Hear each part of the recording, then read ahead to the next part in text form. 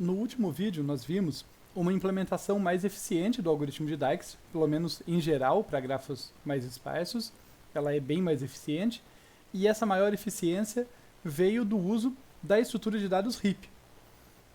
No entanto, para que o uso desse heap traga benefícios para o algoritmo, para que ele possa funcionar corretamente, para que o algoritmo não perca suas características, seu bom funcionamento, é necessário a instrução aqui, a operação atualiza heap, né, que nem toda aplicação do heap precisa dela, algumas, como no algoritmo de Dijkstra, precisam. Então, lembrando vocês, quando a gente viu a estrutura de dados heap lá em AED1, a gente não falou de atualização, ou melhor dizendo, a gente não viu profundamente, eu só citei que dava para fazer, como poderia ser feito, mas a gente não viu isso em detalhes, a gente vai fazer isso agora. E eu já destaco que para que a atualiza heap funcione, a gente também tem que modificar as funções sobe heap e desce heap, que são as operações básicas do heap. Todas as outras operações, basicamente, consistem de uma ou mais chamadas dessas operações. Com a atualiza não vai ser diferente, mas por que a gente tem que atualizar, tem que modificar a sobe heap e a desce heap? Basicamente porque o que difere a atualiza heap das outras operações que a gente já está acostumado no heap é que ela precisa chegar num certo elemento que está lá numa posição arbitrária, a gente não sabe exatamente qual posição está lá dentro da estrutura do heap, modificar a chave daquele elemento e daí mandar ele subir ou descer de acordo. Acontece que, em geral, a gente não sabe onde os elementos ficam no heap. Tá?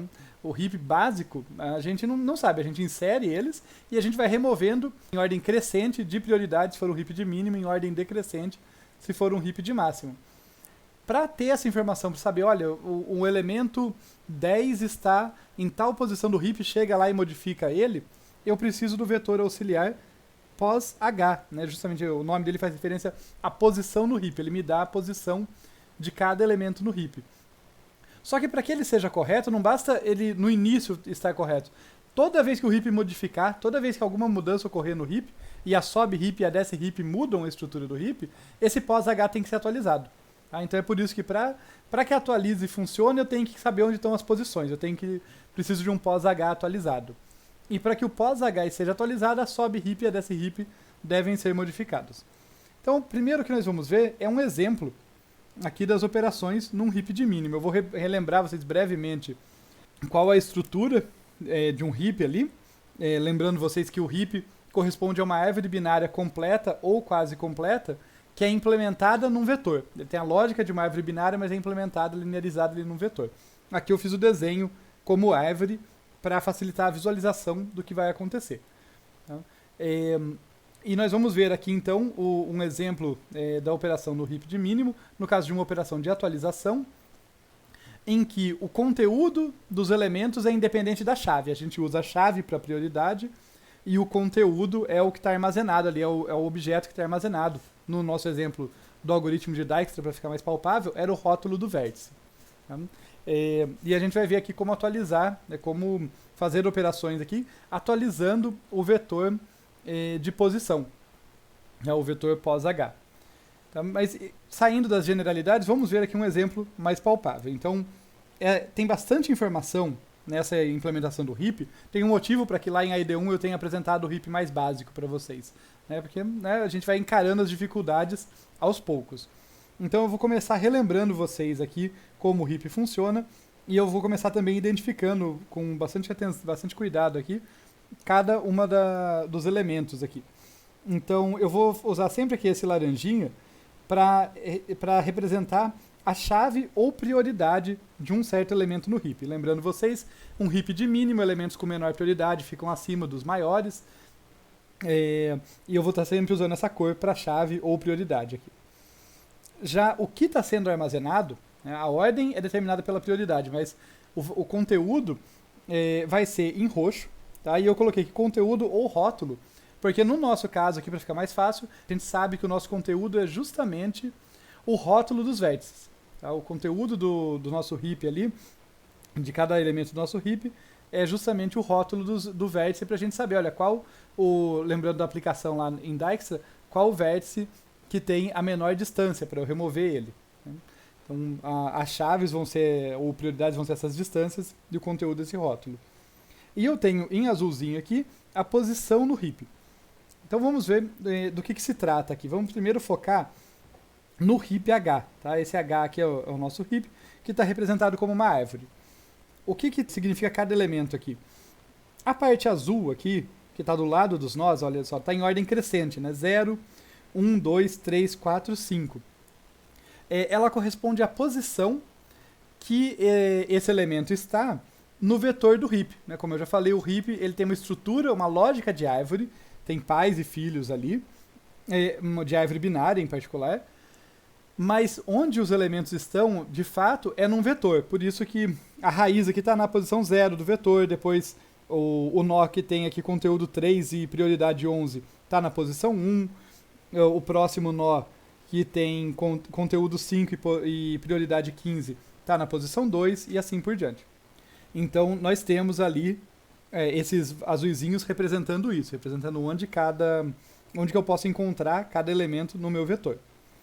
E dentro dos nós, eu tenho as duas informações, né? Em roxo, o rótulo, e em laranja, a prioridade, a chave.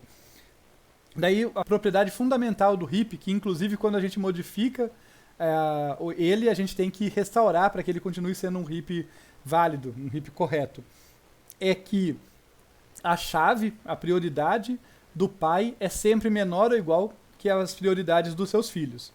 Tá? Isso tem que valer para todos os nós. E no caso menor ou igual, o pai sempre menor ou igual que o filho, porque é um heap de min. Né? Na raiz tem que estar o menor de todos. Se fosse um heap de max, era o complementar.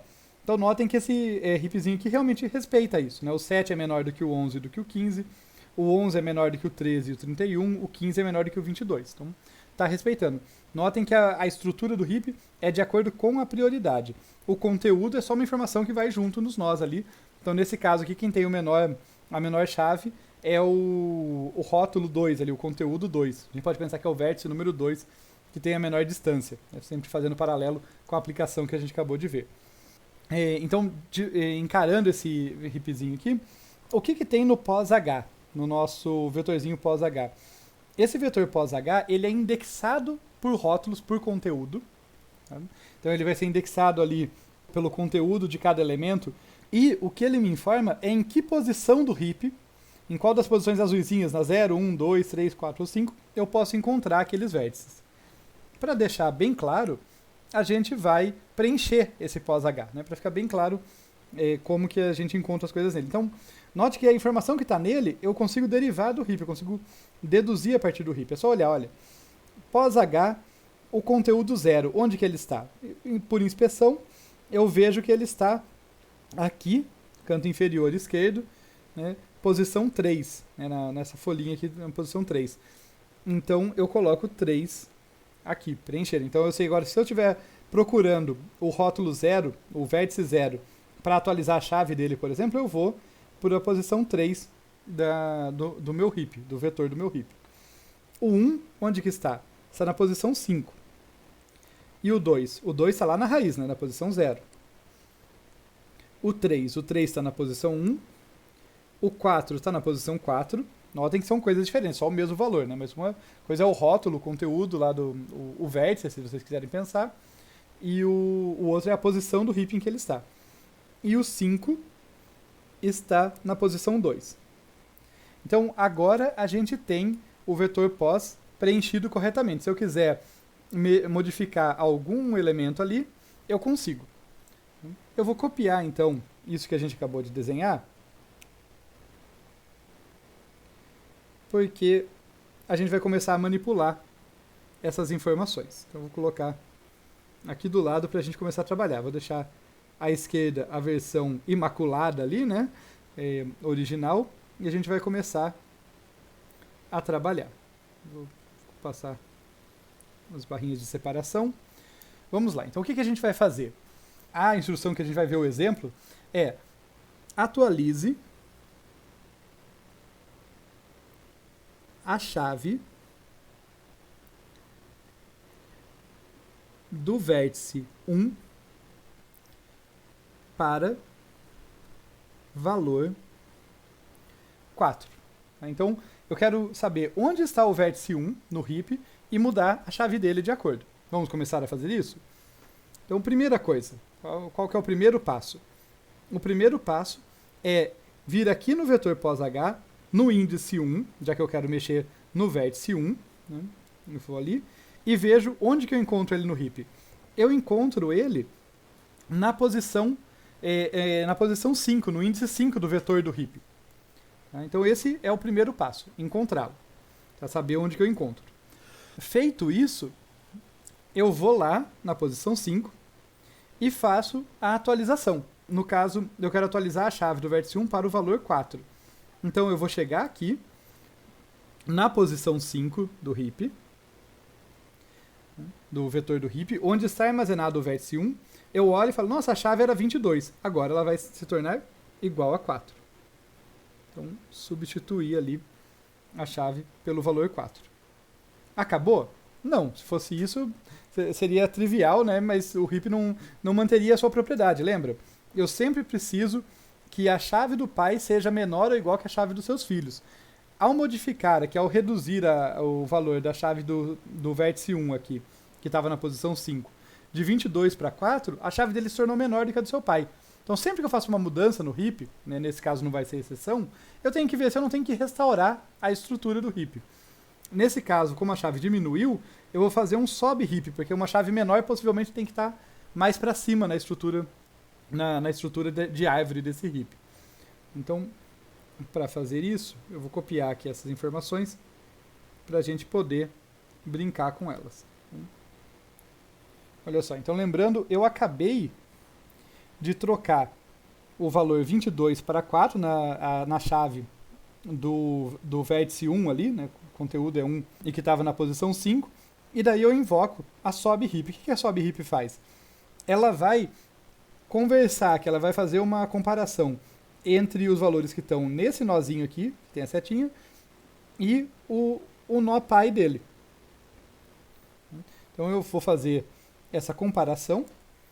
E o que eu vou tirar dessa comparação? Bem, eu vou tirar que o 1 aqui com chave 4 tem valor menor do que o 15, do que o 5 ali com chave 15. Então eu tenho que trocar. Tá? Então, nesse momento, eu faço a troca.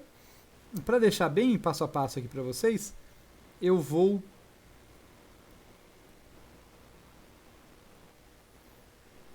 duplicar ali antes de eu fazer as rasuras necessárias. Vou colocar de novo aqui uma barreirinha para a gente e vamos começar a fazer a troca então. Já que eu vou trocar ele, porque o 15 é maior do que o 4 e as chaves menores no heap de mínimo sempre estão para baixo, vamos pegar esse nó aqui, jogar ele para cá, pegar esse nó aqui e jogar para cima. Deixa eu fazer a correção, né, que esse 22 agora devia ser 4. Né? Já foi atualizado, só estou trocando as posições. Então, esse nó sobe, enquanto o outro nó desce. Tá legal? Fizemos a troca.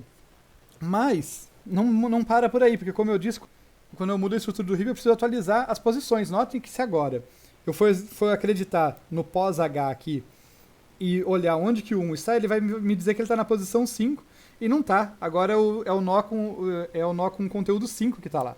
Houve uma troca. Então eu troco também aqui a posição dos respectivos vértices. Tá? No caso aqui do 1 com o 5. Eu vou trocar esses dois aqui. Faço essa troca aqui também. Então aqui vem o 2... e aqui vem o 5, né?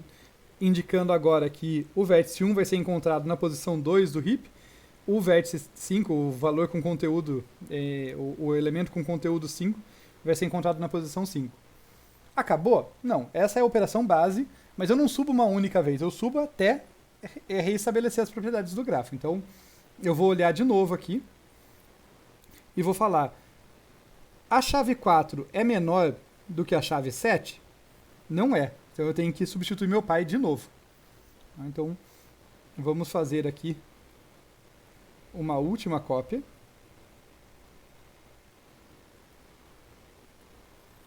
já que tivemos espaço para tanto, ou eu acreditei que a gente tinha espaço para tanto, deixa eu arrumar aqui.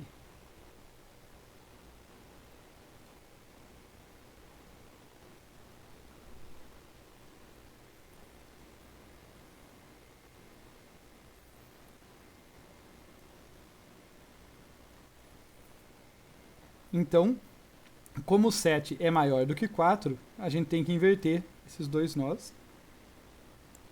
Esse aqui. Jogar ele aqui para baixo. Jogo o 4 aqui para cima.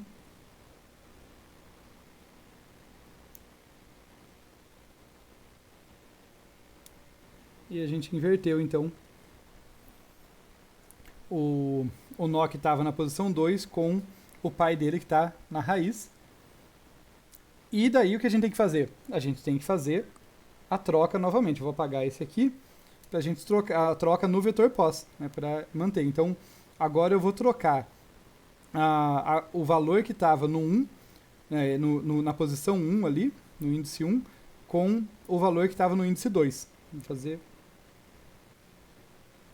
essa troca aqui. Então, para cá vem o 0 e para cá vem o 2. Note que essa troca é essencial para manter o pós-H atualizado, né? Se eu olhar para o 1 agora, na posição 1 ele me diz que ele está na raiz, está no 0. Se eu olhar para o elemento 2 agora, né, o índice 2 aqui, ele me diz corretamente que ele está na posição 2. E com isso, a gente fez uma atualização, fez o respectivo sobe heap e conseguiu reestabelecer o nosso heap. Tá? Então aqui foi toda a intuição, toda a parte visual aqui para a gente ter a intuição do que vai ter que ser feito. Basicamente, sempre que eu faço uma troca no heap, eu tenho que fazer uma troca também no pós-H ali para manter ele consistente. No próximo vídeo a gente vai ver o código, como implementar isso com detalhes.